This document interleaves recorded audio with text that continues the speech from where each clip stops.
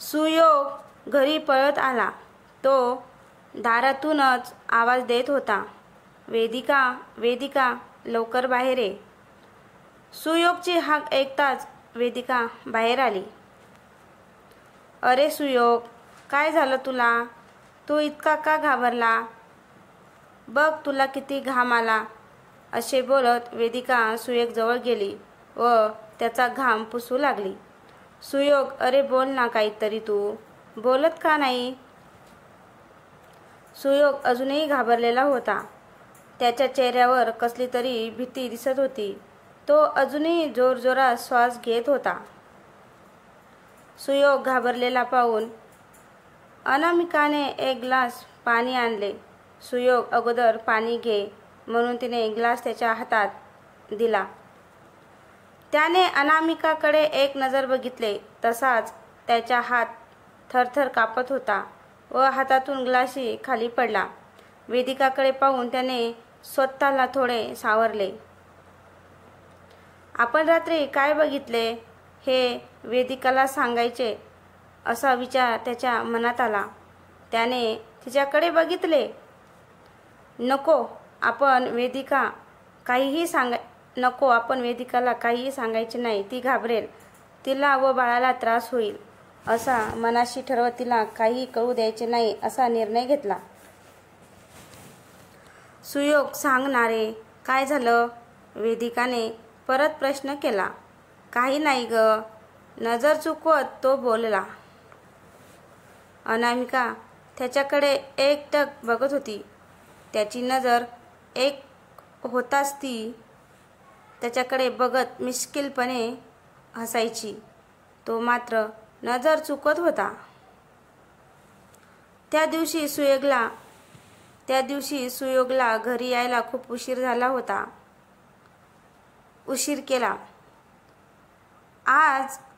खूप उशीर केला आज. मी केव्हाची वाट बघते आणि त्यात पावसाचे वातावरण झाले म्हणून थोडी जास्तच काळजी वाटत होती.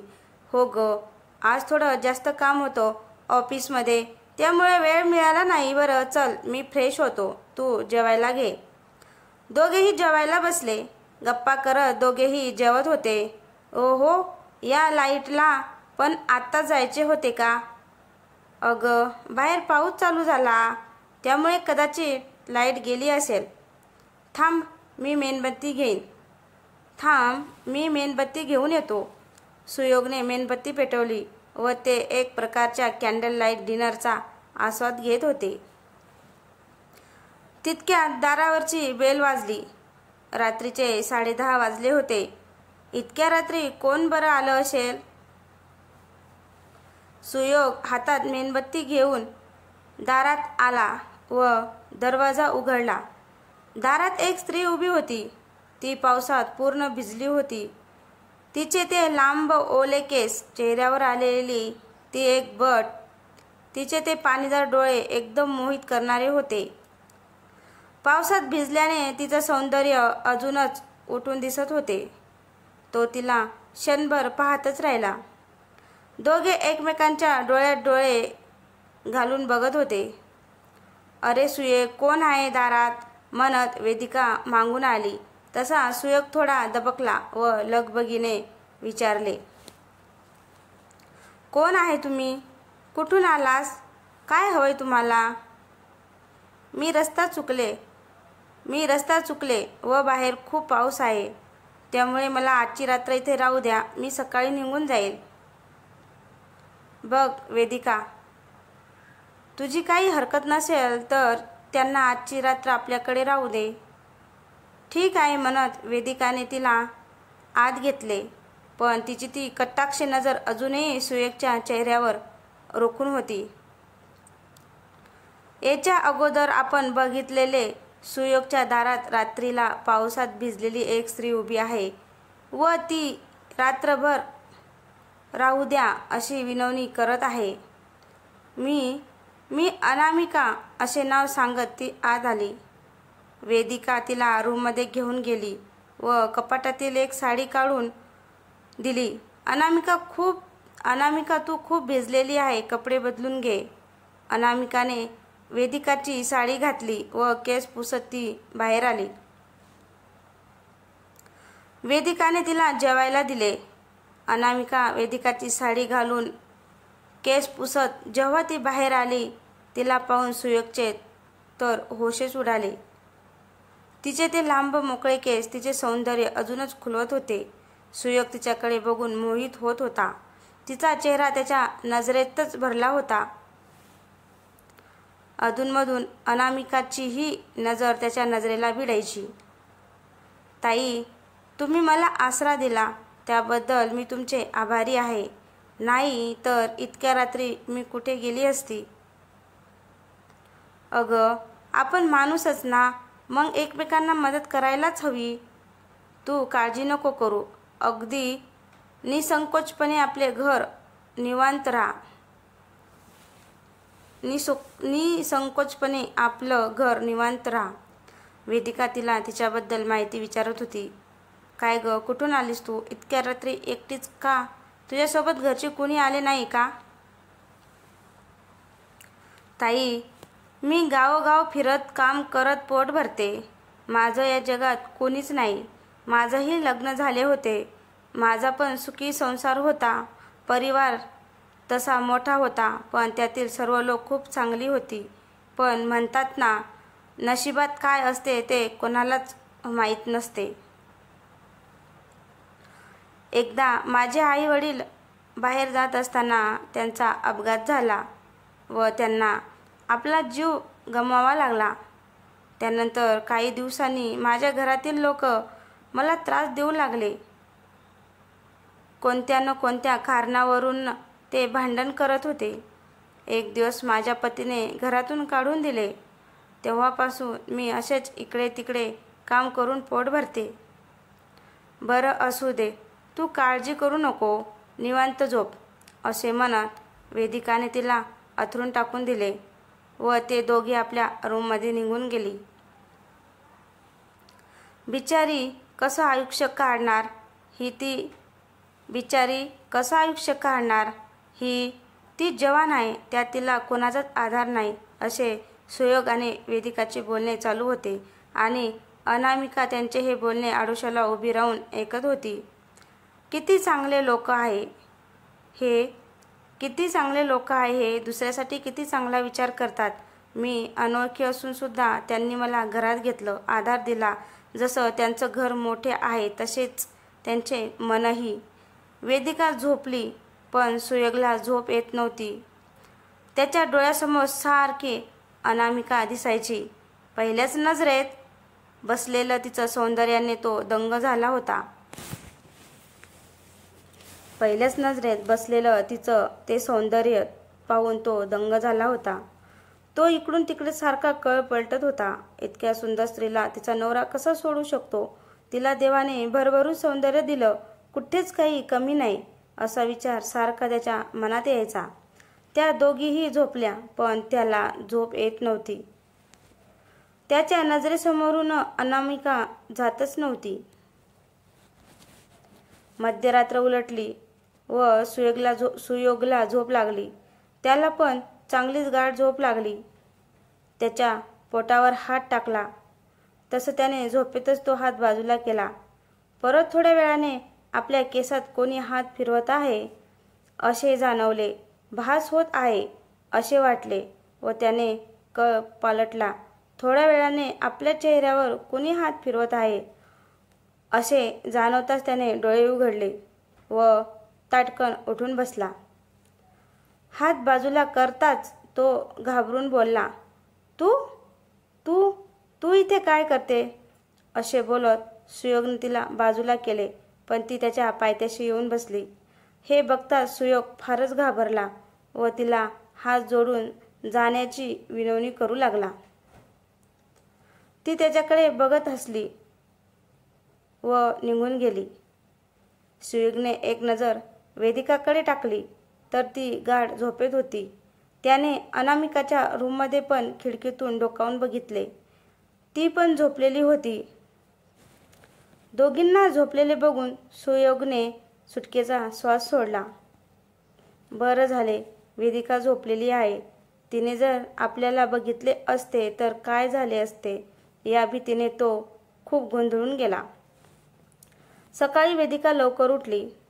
काम आवरून सुयोगचा टिफिन तयार केला. सुयोग, उठ, 8 वाजले, तुला ऑफिसला जायला वेळ होईल म्हणून ती त्याला उठवू लागली. 8 वाजले. 1 तास तो उठून बसला. रात्रीला आपल्यासोबत घडलेली घटना त्याला दिसू लागली. त्याच्या चेहऱ्यावर एक भीतीचे सावट दिसत होते.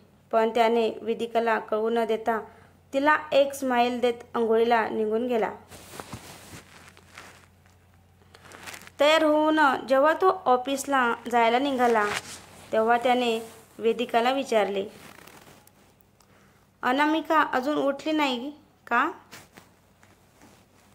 अनामिका अजून उठली नाही का? अनोळखी जागेमुळे तिला कदाचित रात्री झोप लागली नसेल म्हणून ती आता गाढ झोपलेली आहे. बरं ठीक आहे म्हणत तो कामावर निघून गेला.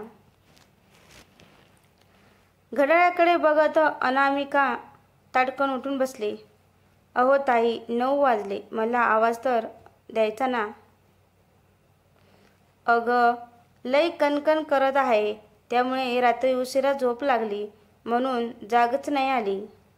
अनामिका कणतच बोलली. अगं, मी तुला मुद्दामच नाही उठवले, वाटलं झोपू द्यावा थोडा वेळ. काय ग, तुला बरं वाटत नाही का? असे म्हणत वेदिका तिच्याजवळ गेली. अंगाला हात लावून बघितला तर तिला चांगलाच ताप होता. ती उठून फ्रेश झाली व स्वतःची साडी नेसली. बरं ताई, निघते मी आता. आणि हो, पुन्हा तुमचे खूप खूप आभार. तू कुठे निघालीस? तुझं अंग इतकं तापाने फणफणले आणि तू निघाली? तुला बरं वाटेपर्यंत अजिबात कुठे जायचं नाही.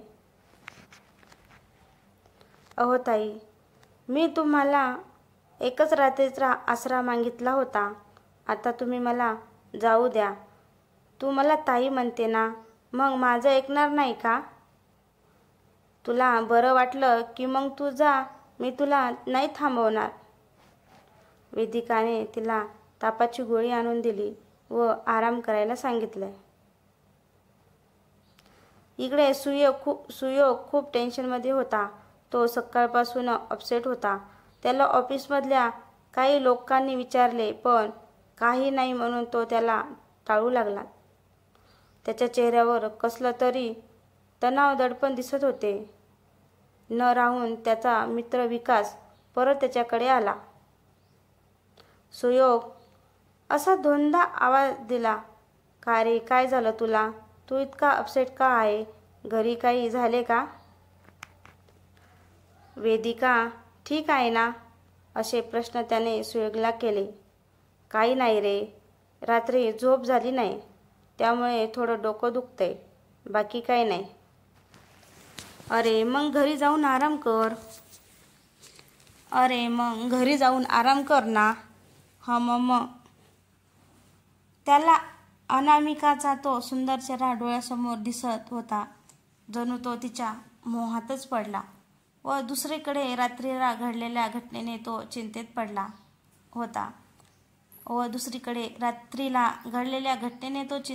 होता.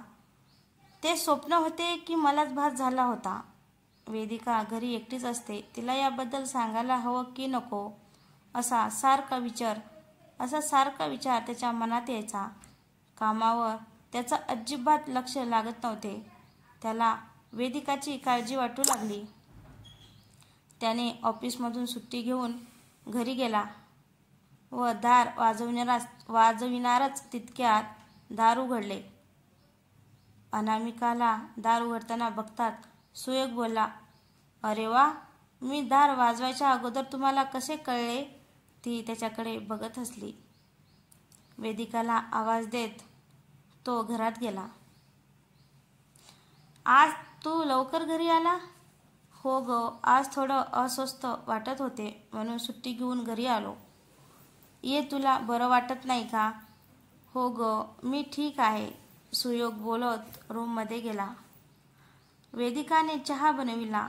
1 कप अनामिकाला देऊन सुयोग व तिच्यासाठी चहा घेऊन रूममध्ये गेली.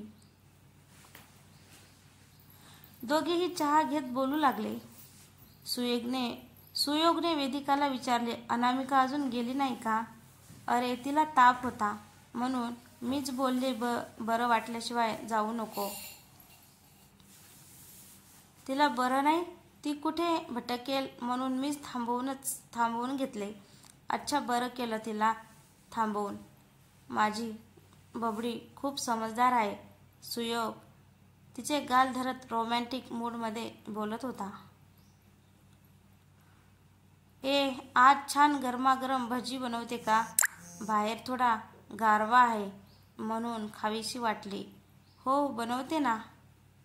त्या दोघांचे बोलणे अनामिका ऐकत होती. ताई तुम्ही बसा गप्पा करत, भजी मी बनविते. अगं तुला बरं नाही, भजी मीच बनवते. नाही हो ताई, तुम्ही बसा, आज माझ्या हातची भजी खाऊन तर बघा. असे बोलत ती किचनमध्ये गेली. इकडे सुयोग आणि वेदिकाच्या छान गप्पा रंगल्या होत्या. त्यासोबत अनामिकाने बनवलेले भजी होते सोबतीला. तितक्यात मोहितचा फोन आला. हॅलो, हा बोल ना मोहित, कशी काय आठवण केली? अरे ऐक ना, आपल्याला इगतपुरीला निघायचे आहे. काय रे, काय झालं? निखिल. काय रे, काय झालं? निखिलची तब्येत जास्त सिरियस आहे. ज्या वहिनी एकट्याच आहे व त्या खूप घाबरल्या आहे. त्या आता कुठे दुःखातून सावरू लागल्या होत्या आणि आता निखिलची तब्येत बघून त्यांनी धीरच सोडला. तू विकास व अक्षयला फोन कर, मी आवरून येतो तिकडे. असे बोलत सुयोगने फोन बंद केला व आवरायला लागला. आवरत असताना तो वेदिकाशी बोलत होता. निखिलच्या तब्येतीबद्दल तो तिला सांगू लागला. हे बघ, आम्ही सर्व निखिलकडे निघालो आहे. परत यायला निदान 2 दिवस लागेल, पण तू स्वतःची काळजी घे, जास्त कामे करू नको. आणि हो, अनामिकाला थांबवून घे, तुला सोबत होईल, त्यामुळे मला जास्त काळजी वाटणार नाही. तू निश्चित जा, माझी काळजी करू नको. आणि हो, कितीही घाईत असला तरी मला कॉल करायला विसरू नको. हो, मी तसा प्रयत्न करेलच. अनामिका तिथे जवळच उभी होती. सुयोग अनामिकाला ही वेदिकाची काळजी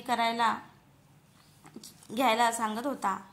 तुम्ही नका काळजी करू, मी घेईन वेदिकांची काळजी.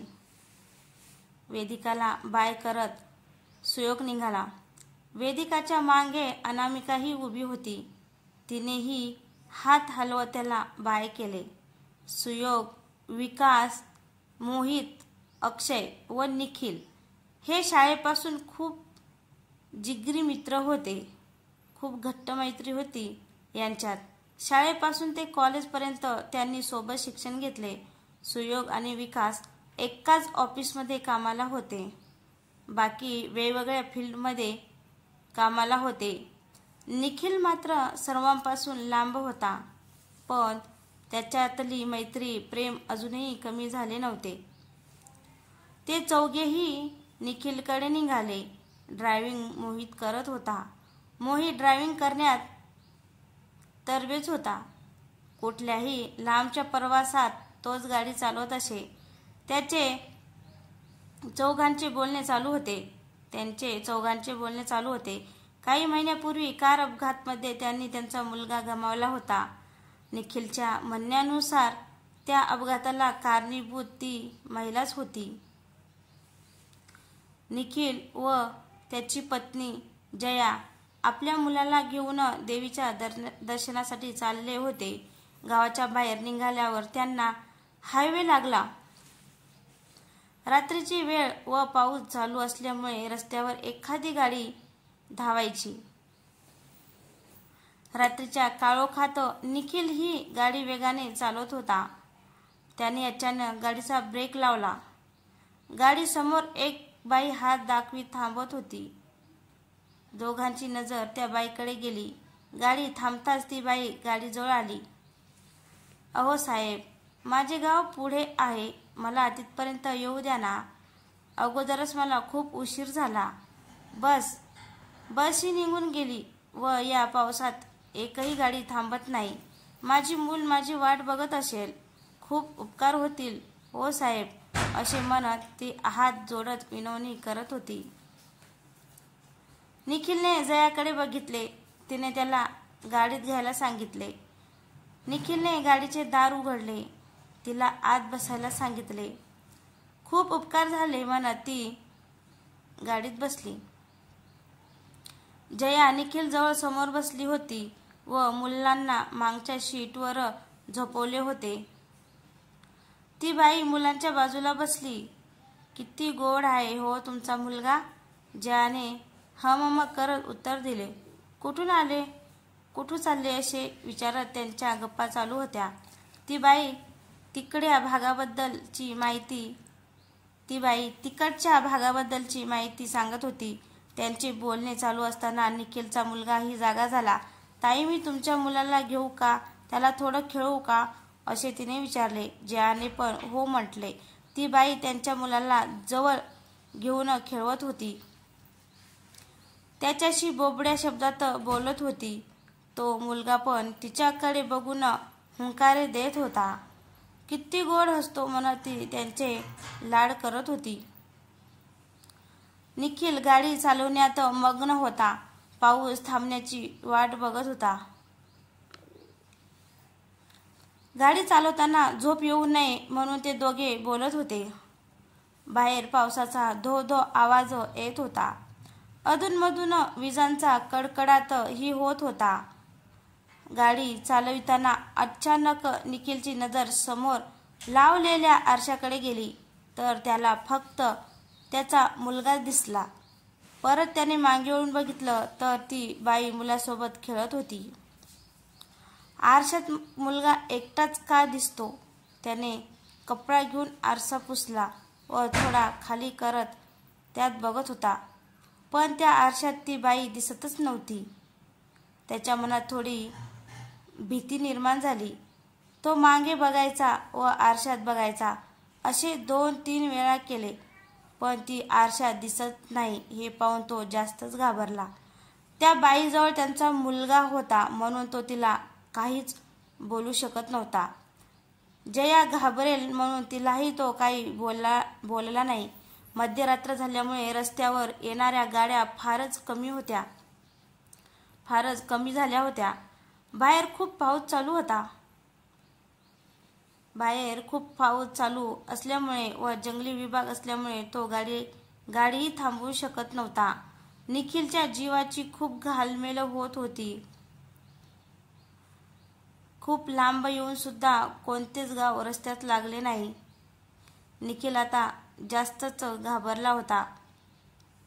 त्याने घाबरून परत आरशात बघितले तर त्याला त्याचा मुलगा हवेत तरंगताना दिसला. त्याच्या छातीत धडकन झाले. लगेच त्याने गाडीचा ब्रेक दाबला तसे त्याचे डोके जोरात स्टीअरिंगवर आदळले. जयाचे डोकेही समोर आदळले व मुलगा पडल्याचा आवाज त्यांच्या कानी आला. त्याच्या डोक्याला मार लागल्यामुळे त्याला जागचे हालताही येत नव्हते. त्याने तिच्याकडे बघितले. ती गाडीतून उतरून त्याच्याकडे बघत हसत होती. तिच्या चेहऱ्यात त्याला तो चेहरा दिसताच तो बेहोश झाला.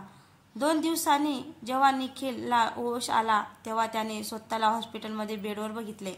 जवळ मित्रही उभे होते. त्यांनी त्यांच्या जवळ जया व बाळांची चौकशी केली. मोहित त्यांच्या जवळ गेला व धीर देत बोलत होता. निखिल, जया वहिनी ठीक आहे. त्यांची प्रकृती ही चांगली आहे. तू काळजी करू नको. आम्ही सर्व आहोत ना. आणि माझा मुलगा? तो काही न बोलता शांतच राहिला. सर्व एकमेकांकडे बघत होते. अरे मोहित, माझा मुलगा कुठे आहे? तो ठीक तर आहे ना? सॉरी निखिल, तो आता या जगात नाही आहे. मध्येच विकास बोलला. त्याच्या दुःखाचा जसा बांधच फुटला. तो जोरात ओरडून रडायला लागला. सर्व त्याला धीर देत होते. तिनेच मारले माझ्या मुलाला. त्याचा काय गुन्हा होता? त्याला कसली शिक्षा दिली असे बोलत होता. जयाही त्याच्याकडे आली.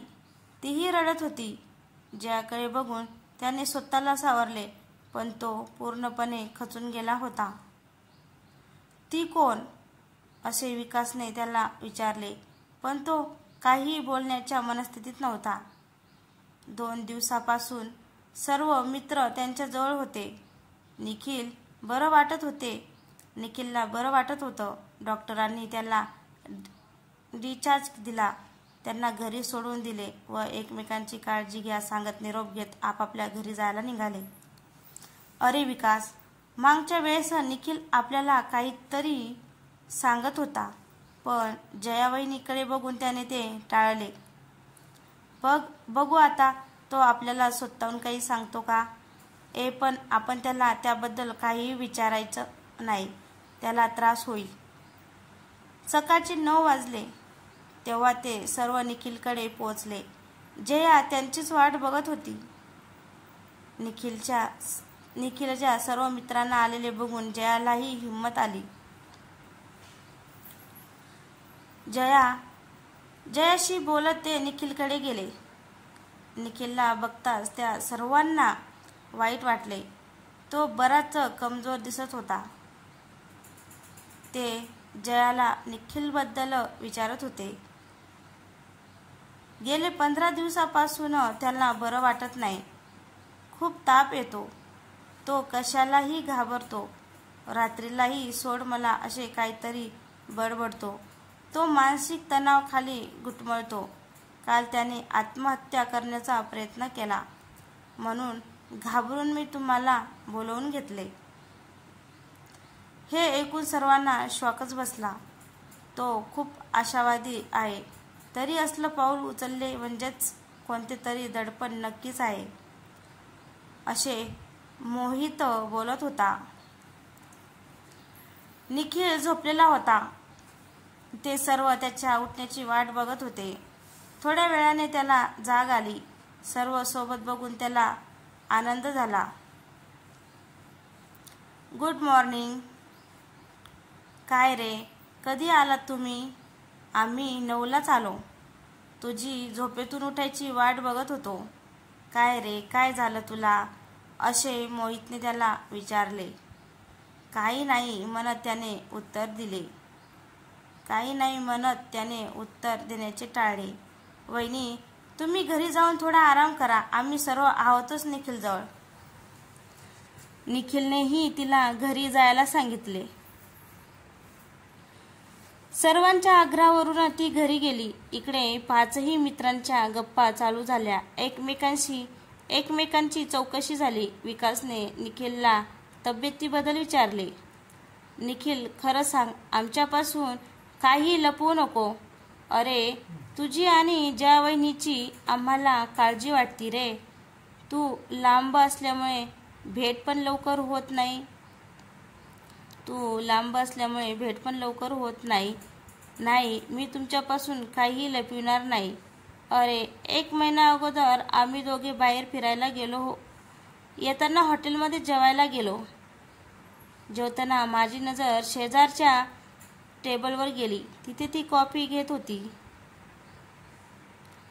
मला वाटले मला भास झाला असेल, म्हणून मी परत तिकडे बघितले तर तिने हात हलवत हाय केले.